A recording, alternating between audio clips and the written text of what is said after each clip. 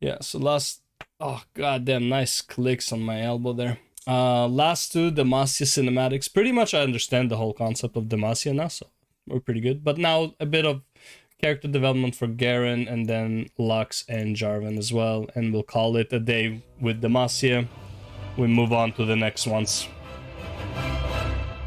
And so, it is time to go back to the novel which Riot released at the end of 2020. Unfortunately, because of what's happening in the world, we didn't get a physical release. And so, many people just brushed past it. But the Garen novel still holds a lot of lore. And that's what we are going to focus on today. Let's go. Now, because we are going to talk about a novel, there is no way I am going to cover it in detail. Amen. Previously, we previewed the first 3 chapters. Just give me the juicy stuff. I don't need the details. Give me the juice. Give me the meat. Give me the... you know?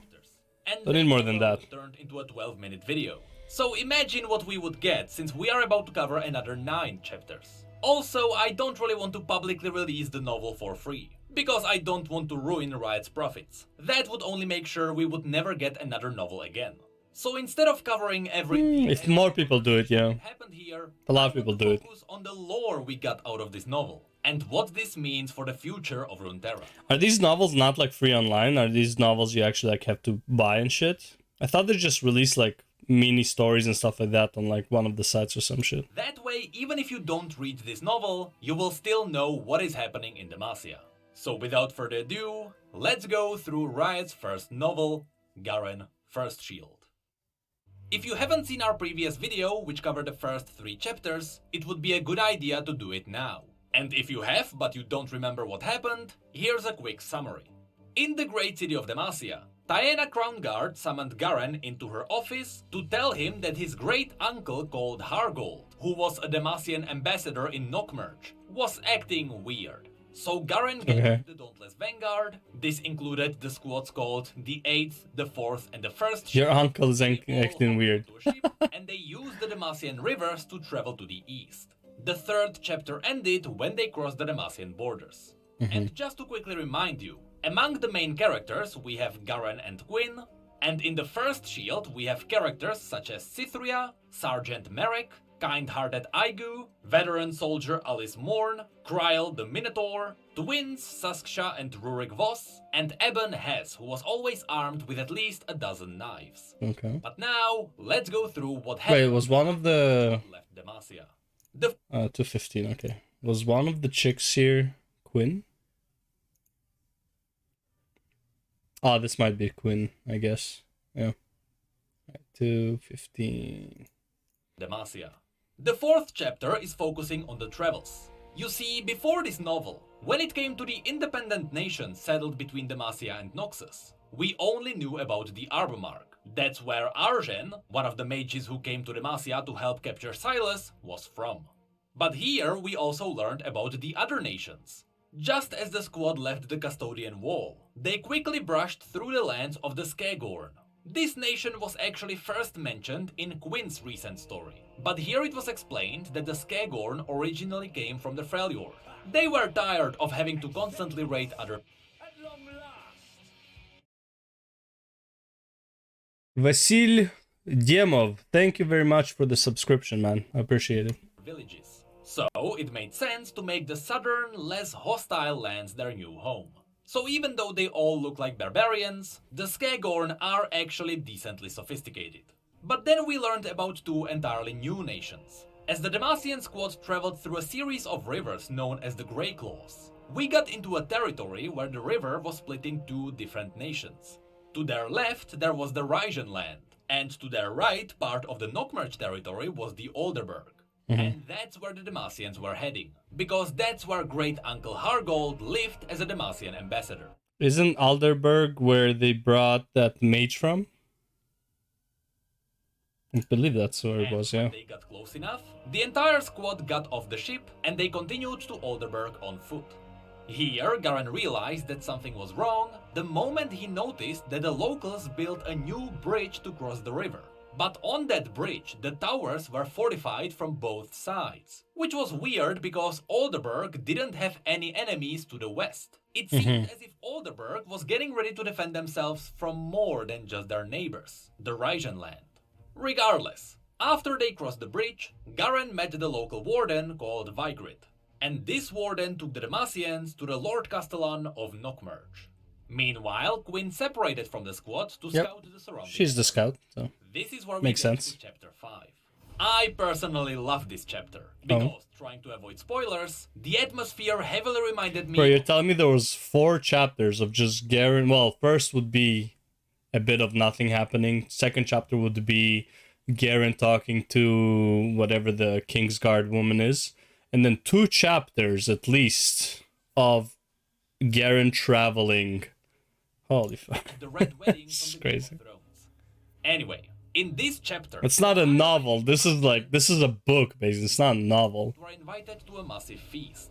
The catch was that all the Demacians had to leave their weapons outside, and the entire room was surrounded by the Olderburg guards. Garen sat next to the Knockmerge Lord and the Warden, which allowed them to talk about the recent news. But throughout their conversation, the Lord kept mocking the Demacians, and he mentioned he hopes they already caught the one who murdered King Jarvan III, because it would be great shame if they hadn't. Here, Yeah, we it's learned that just the reason why taunting. the Lord was so grumpy was because his wife recently died. This surprised Garen because no one told Demacia about this. The Lord replied that it didn't matter because it would change nothing. The Queen was dead and the Demacians weren't here to help. At this point, Garen was done trying to be polite, and he told Yeah, the this Lord is a the bit, reason why they were here. He wanted to see Great Uncle Hargold. Meanwhile, outside, Quinn found out that there was an entire Noxian battalion hidden in the forest. Oh. Unfortunately, Quinn wasn't able to scout the area unnoticed. And so, as she started sprinting back, the Noxians raised the alarm. This gets us to chapter 6. How many is this? Okay, so right after the King Jarvan III died, J4 and Zin the next day had a duel. We didn't know where Garen was at this time. Where was he overall though throughout this? I know Lux was there. Was Garen? I don't even remember if Garen was there. But this has to be like extremely close to like when the king died, like maybe within the week probably.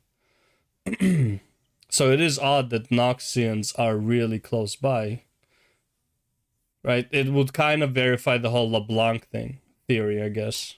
Now, in Olderburg, the Lord called Hargold to join them at the table. And to Garen's surprise, Hargold looked older than he remembered, but he looked healthy. Still, something seemed off.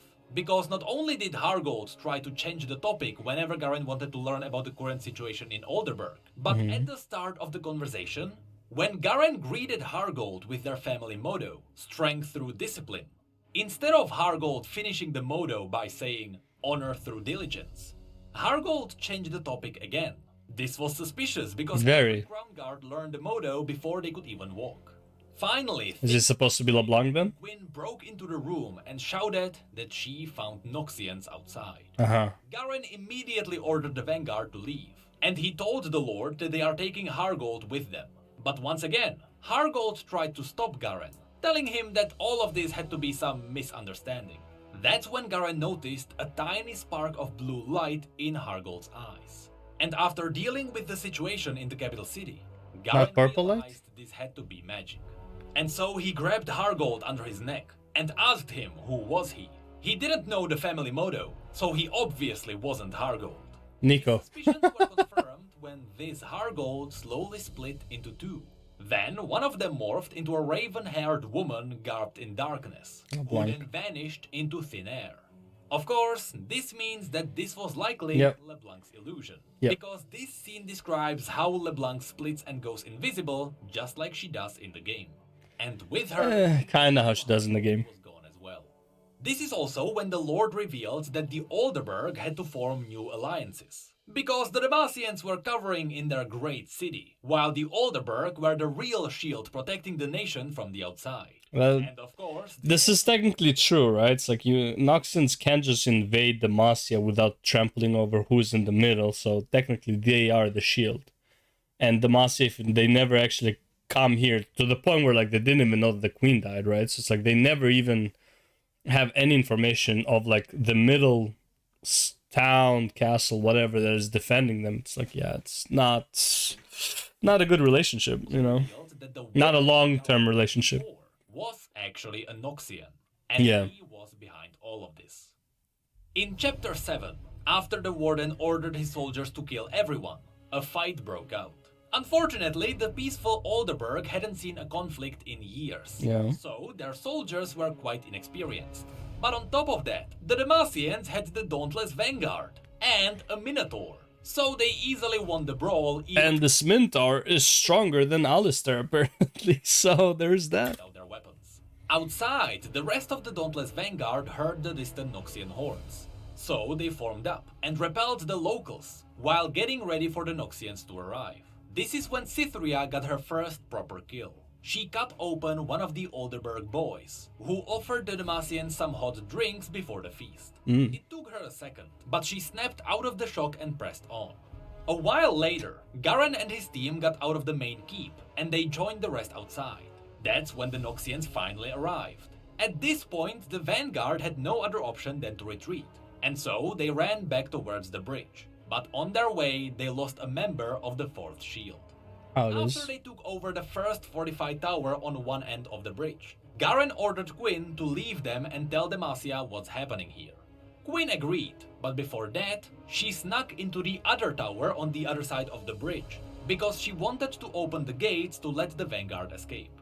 Unfortunately, in the process, Quinn had to fight off some guards. This ended with Valor getting his wing clipped by an arrow, and with another arrow hitting Quinn straight in her chest. So not only did Quinn and Valor fail to open the escape route, but they also both collapsed, which means that they couldn't even deliver the message to Demacia. In Chapter 8, the Dauntless Vanguard was getting... He does say in the tier list for the champions how weak Queen is, because Queen is technically a scout. Like, she may be like okay with 1v1, but as soon as it's like more than that, she's like completely useless. So yeah, it kind of makes sense that how useless she is here. A heroic speech, not knowing what really happened to Quinn. And as the battle began, for the first time, Cytherea saw Noxian banners. The first wave rushing at the Demacians were the soldiers of the Nockmerge. Once again, they were unskilled, and so the Dauntless Vanguard had easy time dealing with them. They killed some, and let the rest run away in terror. The Vanguard did not pursue them. In Chapter 9, the Noxians themselves charged in like a pack of wolves, and we got the first Demacian to fall on the bridge. It was Theodral of the 8th Shield. The fight was long, but in the end, the Vanguard were tired, but still standing. Unfortunately, this was still just one wave of many, and so in the next wave of enemies, the Vanguard lost another 3 soldiers, and later, even the 1st Shield lost a member. It was one of the twins, Rurik Voss. After each wave, the Noxians waited, because they wanted to get the Demacians anxious and unable to relax. The fights continued on, and the Vanguard lost another 3 members. Garen had a brief chance to scan the battle line, and behind the mountain of corpses in front of them, he saw the Warden, staring at him, unmoving, arms folded across his chest. Garen shouted at him to face him instead of hiding behind his warriors, but the Warden didn't reply. Then, after a volley of arrows, the 1st shield lost the always smiling Igo. At this point, it seemed as if the Warden lost his patience, because a new group of heavily armored elite Noxians marched in from the distance, and among them, there was a massive shadow stomping forward. In Chapter 10, the Noxian Basilisk joined the fight. It was the first one Cytherea had ever seen, and somehow, despite its size, it was just a baby. Cytherea has a lot of like virgin moments here, huh? The first Noxian she killed, the first time she sees Noxian flag, the first Basilisk. Yeah, and like, I'm glad Garen took someone so experienced with him on this expedition. Basilisk. As the beast charged in, it crushed the Demacian front line, and Cytherea witnessed the soldier to her left being crushed to death. Meanwhile, the rider on the Basilisk killed the shield sergeant of one of the squads. Then, after Cytherea got back onto her feet, with her shield bent around her arm, and with her blade stuck somewhere in the beast, the Basilisk's spiked tail swung towards her. Was it not for Eben Hess, who jumped in to save her, Cytherea would have died. But now it was Hess who took the blow instead. Cytherea was sure he was dead, but even with his breastplate pierced, Hess got back to his feet. Garen knew the Vanguard couldn't take another hit. The beast had to die now. And so, with his trademark spin, he got his sword up to speed and brought it down onto the basilisk's neck. After it died, there was a brief pause. But then, the elite Noxians started marching forward, using magic to make the bridge shake under an earthquake. That's when, somewhere in the other tower, Gwyn got back to her senses. And after With a dragging her chest to a window, pierced by a crossbow, yeah. killed the basilisk's rider. Apparently, the rider was the Noxian war leader. So when he died, the Noxians stopped, lifted their weapons in the air, and to honor their fallen leader, they marched back. At this point... Is that a thing with Noxians? Leader's dead, time to retreat? Not even retreat, time just like, alright, fuck this shit, we're done. That is so weird. Such a weird fucking concept. Ah, leader died. Alright. Peace out, homies. Garen noticed that Gwyn's skin was deathly grey, and Yep. her eyes half open. It didn't take long, and Gwyn passed out in Garen's arms. On the other side of the bridge, finally Yo, did Garen and Quinn bang too? Oh, we're gonna watch that video. enough, we learned that Hess survived the hit from the basilisk because the spike hit a bag of coins he stole from the Nockmerch soldiers. So after it was obvious that Hess would survive, Alice Morn rushed to Gwyn to help her. Thankfully, Morn Lucky was a coin. illuminator, and so she knew how to heal Gwyn using some herbs and honey. Then, because Cythria was the smallest of them, Sergeant Merrick sent her to the front of the bridge. Honey's miracle drug, man. Situation. Straight She up. reported back that the Noxians were forming up there, and the Warden was with them. It seemed like he was arguing with them, because he wanted the Noxians to attack right away. Yeah, obviously. Garen knew But the leader's not there. wouldn't attack yet, because they at least had some honor. But still, he was done defending. In Chapter 11, the Vanguard ran forward, out of the morning's mist covering the bridge. With Garen in the front, they rammed into the Noxian mass. After cutting down a number of soldiers, Garen stopped before the Warden, Vigrid. There the two had a duel, with Garen using his great sword called Judgment, and the Warden using a great hammer. During this fight, Garen took a couple of hits in his shoulder and chest, which brought him to his knee. But after springing back up, it all ended with Garen burying his sword in the Warden's chest. Bro, let's be real. If Garen takes a hit to his shoulder, nothing happens, okay? Like, he's not even gonna feel it. That shit should, like... Look at this fucking thing. This can take on a fucking mountain, like, falling on him. The chest hit, definitely. Last dying word, Definitely bad. the Warden told Garen that he would be a great soldier in the Trifarian Legion.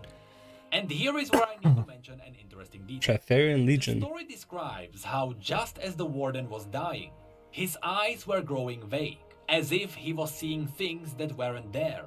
Then he smiled and said that the wolf comes, and that The wolf. this was a good death.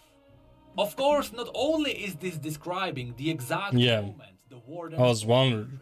Yeah. specifically the wolf that was revered in Noxus, but it is also a reference to Kindred's original story, The Good Death.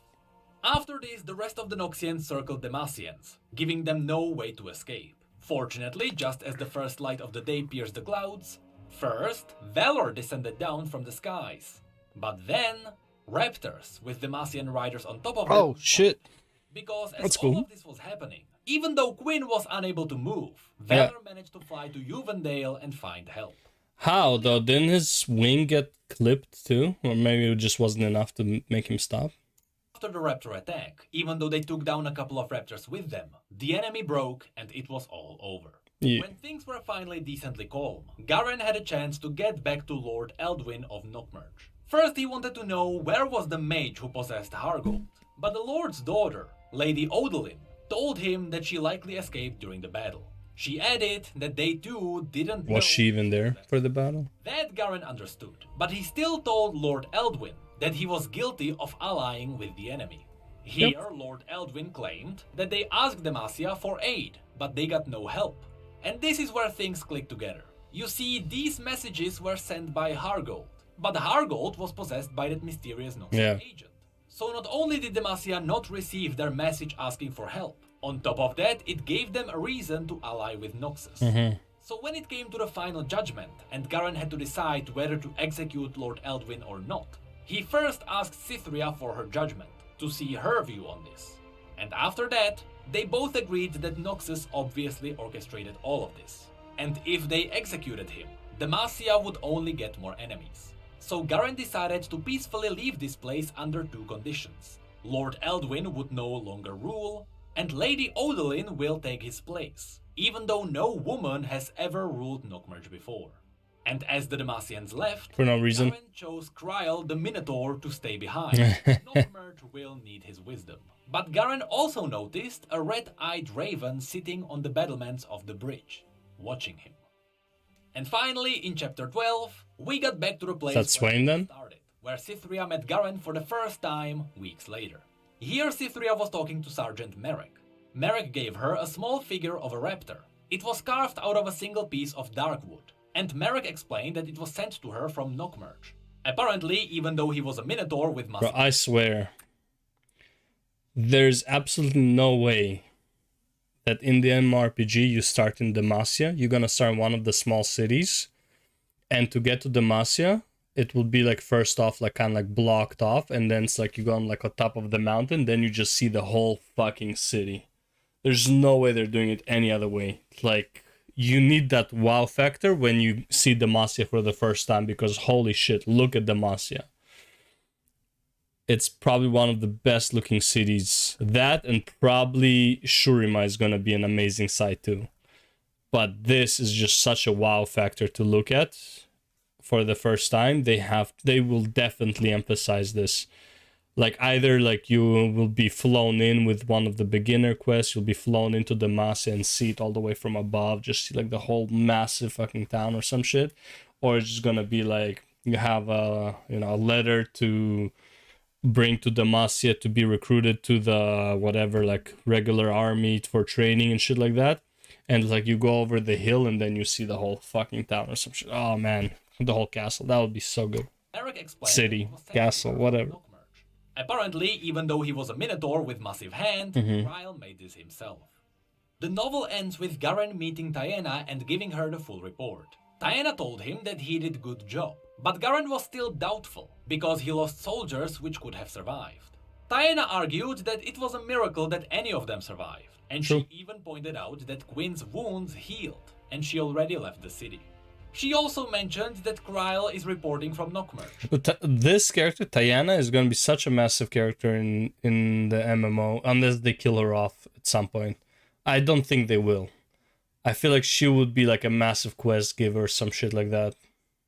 Like, she'll be extremely important. If she doesn't become a character in the game and that in between, she should be like a massive character. But here's the thing. I don't think she'll be a character in League, because all the characters now, like the recent ones, are weird. Like, they're like magical creatures or whatever, right? It's like they're not...